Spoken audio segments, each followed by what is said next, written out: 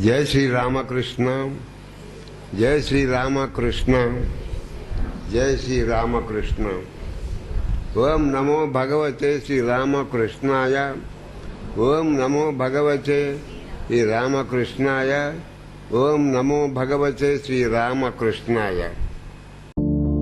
Once, Sri Ramakrishna encountered a sadhu who could perform miracles. When Sri Ramakrishna was boarding a boat, he said, "You need a boat to cross the river, but I don't need any. I can cross this river on foot." He thought that Sri Ramakrishna would praise his powers. But Sri Ramakrishna replied, "Oh, so you learned only that which is 10 paisa worth?" When asked why he concluded thus, Sri Ramakrishna replied, "It costs me 10 paisa to cross this river by boarding a boat. You are saving only 10 paisa by crossing the river on foot. There is nothing more than this. Whatever you have learned through hard work is not jnana. You have not yet learned how to transcend ignorance." Once, a wealthy man sat beside Sri Ramakrishna. There was also a poor man seated beside him. Sri Ramakrishna told the rich man, "Take out a rupee from your pocket and give it to the poor man." The rich man consented to the same. Sri Ramakrishna said, "Can he feed his family with that single rupee? I am asking you to do this so that your riches will become a sacrifice, you will become blessed, and you will become pure." Once, Sri Ramakrishna was asked, "How can Sri Radha Devi view Lord Krishna in everything and everywhere, and we cannot view this?" Sri Ramakrishna replied, "It is because of the application of Kalirium called Krishna to her eyes that enabled her to view Sri Krishna in everything and everywhere." Once in Varanasi, Sri Ramakrishna was seated in a ghat along with his devotees. Sri Ramakrishna then asked, "Who built this ghat?" The lady who built that ghat was present there itself. Initially, she did not respond. When Sri Ramakrishna asked repeatedly, unable to stop herself, she stood up and said, "I built that ghat." Sri Ramakrishna said, "Yeah, that I should be lost. Your tail is not yet cut. When you say you built the ghat, you get all the merit of constructing it. However, if anyone slips and falls, you also get the sin pertaining to it." Once, when all the ladies were seated, Sri Ramakrishna went and sat in between them. They moved a little and sat again. Sri Ramakrishna said, "Why do you move like that? You have not yet transcended the feeling of being a woman. Only when you lose body consciousness will you lose the sense of sex. Sex consciousness is part of body consciousness." Sri Ramakrishna asked one of the devotees, "How is it that you are not visible these days?" The devotee replied, "Very recently, you visited our street where I saw you. Hence, I did not come again." Then Sri Ramakrishna quoted the following from Valmiki Ramayana, "It is not enough if you see Rama. Rama should see you." Sri Ramakrishna further added, "Is it enough if you see me? Shouldn't you hear something about truth?" Once, Sri Ramakrishna traveled by boat in the Ganges with his disciples. They faced a devotee who sometimes came to Dakshineshwar to get the blessing of Sri Ramakrishna. He said, "Hey, Pundit, are you doing well?" The disciples of Sri Ramakrishna got angry when he referred to Paramahamsa as Pundit. When they tried to reply, Sri Ramakrishna said, "It is not he who has talked now. He recently inherited a lot of wealth from the death of one of his relatives. It is that money which made him talk thus." Sri Ramakrishna said, "It is tough to remain humble when we possess scholarship, wealth, and fame. Isn't it true that God showers His grace upon those who remain humble, despite possessing scholarship, wealth, and fame?" Once, Bankim Chandra Chatterjee invited Sri Ramakrishna to his house. Sri Ramakrishna asked him, "Do you have the devotees of Govinda in your village?" Unable to understand, when Bankim asked Sri Ramakrishna to clarify, Sri Ramakrishna narrated the following story. When customers enter a jeweler shop, the shop owner chants, "Govinda, Govinda," to impress them that he is a devotee. If a customer seems intelligent and cannot be deceived, he would chant, "Hari, Hari." However, if the customer seems foolish and can be deceived, he will chant, "Hara, Hara." However, the customers feel that the owners of the jeweler shop are devotees of Govinda who don't speak anything other than the name of Govinda. But this is their code language. Do you have such devotees of Govinda in your village? Sri Ramakrishna said, "We should live like the ants. When there is a mixture of mud and sugar, the ants take up the sugar, leaving out the mud. Similarly, this world is a mixture of good and bad people. Therefore, we need to accept the good and reject the bad." God laughs at us in two instances. First, when a doctor says he will save the patient. Secondly, the brothers, who have loved each other since childhood, fight for property. If you preach without the experience of self-realization, it will only spoil others. If anyone tried to preach without self-realization, Sri Ramakrishna never stopped them. Instead, he used to say, "Even you have started preaching. You don't possess peace and bliss. So you have stopped crying at home and have started crying on the road? Do you understand the essence of the words that you speak? You read some books and are trying to vomit out here. So, have you started teaching so early? Who gave you the authority to speak? Who asked you to open this shop?" Sri Ramakrishna said, "First God, then the world, and then you. But we always do it otherwise, that is, first ourselves, then the world, and then God."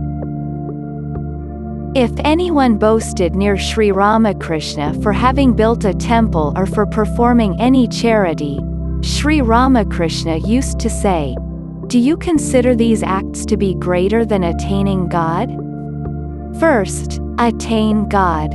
Then you can start building temples or giving charities." Sri Ramakrishna said, "Suppose a lake is full of lotus flowers. We push aside the lotus leaves and remove the water from the lake. Once we leave the lotus leaves, they immediately fill up the lake. Similarly, even Maya is so powerful that it takes hold of us quickly." Sri Ramakrishna said, "Wear a sari worth 10,000 rupees.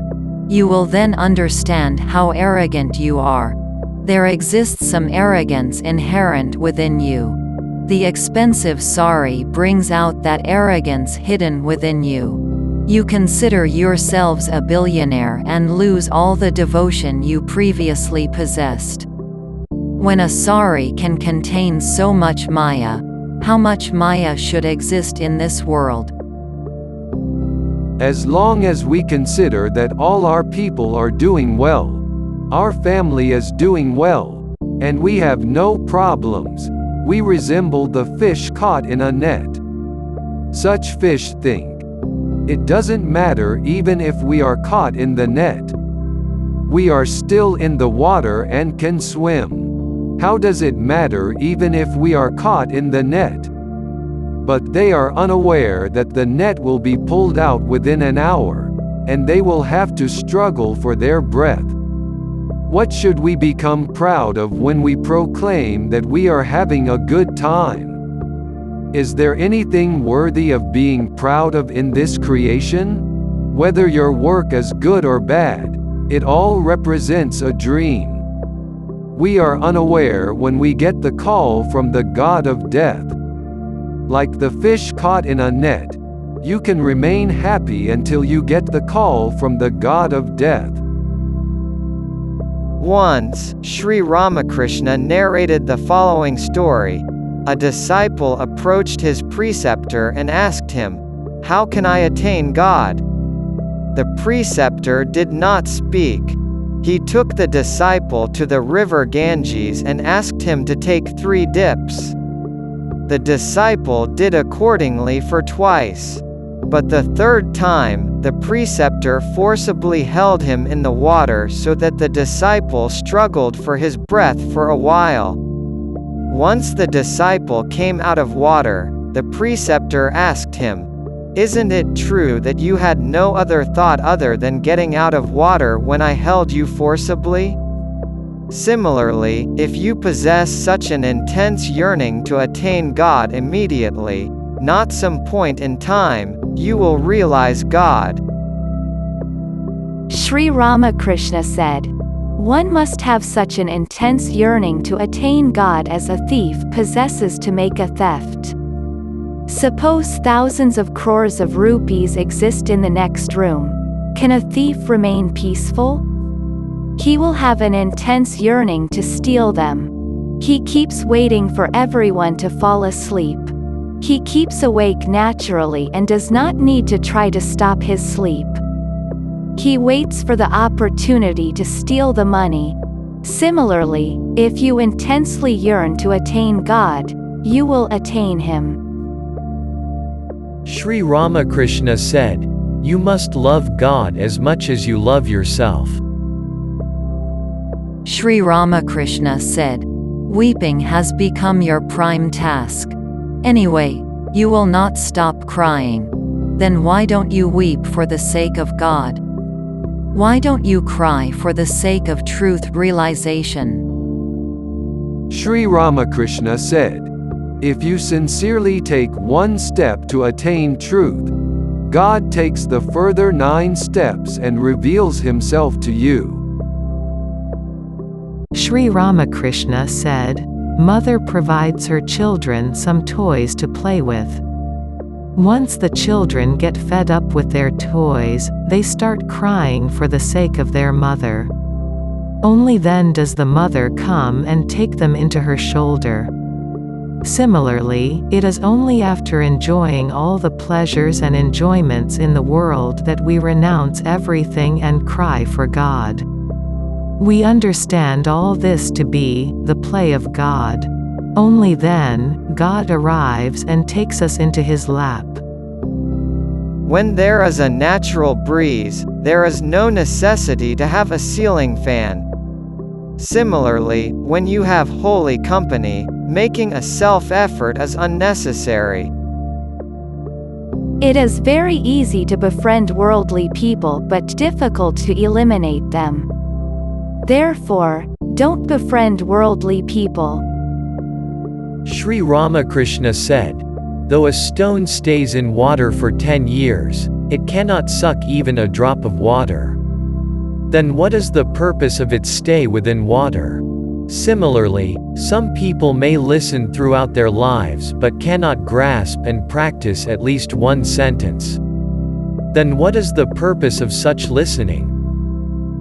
Sri Ramakrishna said, "Though a frog resides under a lotus, only the honeybees from a faraway place drink the nectar. Similarly, even if you get holy company for a long period, it is useless if your mind is not introverted. There may exist devotees who come from a faraway place, get their mind introverted with His grace, and thereby attain self-knowledge."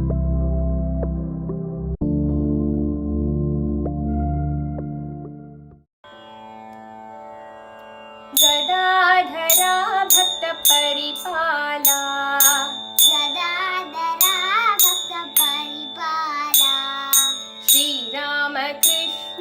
Gurudeva Shri Ramakrishna Gurudeva Gadadhara भक्तपरिपाला Gadadhara भक्तपरिपाला Shri Ramakrishna Gurudeva Shri Ramakrishna Gurudeva Gurudeva Jai Gurudeva Gurudeva Jai Gurudeva Shri Ramakrishna Gurudeva Shri Ramakrishna Gurudeva Gurudeva Jai Gurudeva Gurudeva Jai Gurudeva Shri Ramakrishna Gurudeva Shri Ramakrishna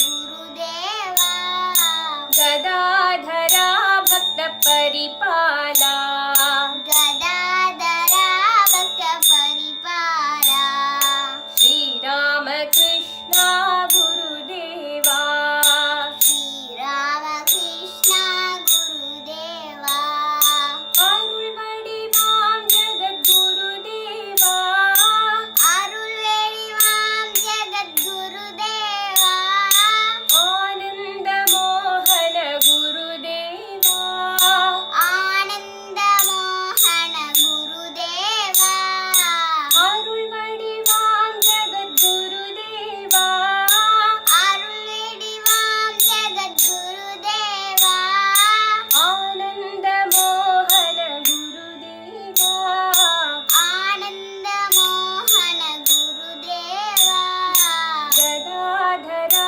भक्तपरिपाला Gadadhara भक्तपरिपाला Shri Ramakrishna Gurudeva Shri Ramakrishna Gurudeva भक्तरक्षक Gurudeva भक्तरक्षक Gurudeva पापविनाश Gurudeva पापविनाश Gurudeva भक्तरक्षक Gurudeva भक्तरक्षक Gurudeva पापविनाश Gurudeva पापविनाश Gurudeva Gadadhara भक्तपरिपाला Gadadhara भक्तपरिपाला Shri Ramakrishna Gurudeva Shri Ramakrishna Gurudeva Sharde Mohan Gurudeva Sharde Mohan Gurudeva Shakti Swaroop Gurudeva Shakti Swaroop Gurudeva Sharde Mohan Gurudeva Sharde Mohan Gurudeva Shakti Swaroop Gurudeva Shakti Swaroop Gurudeva Gadadhara भक्तपरिपाला Gadadhara भक्तपरिपाला Shri Ramakrishna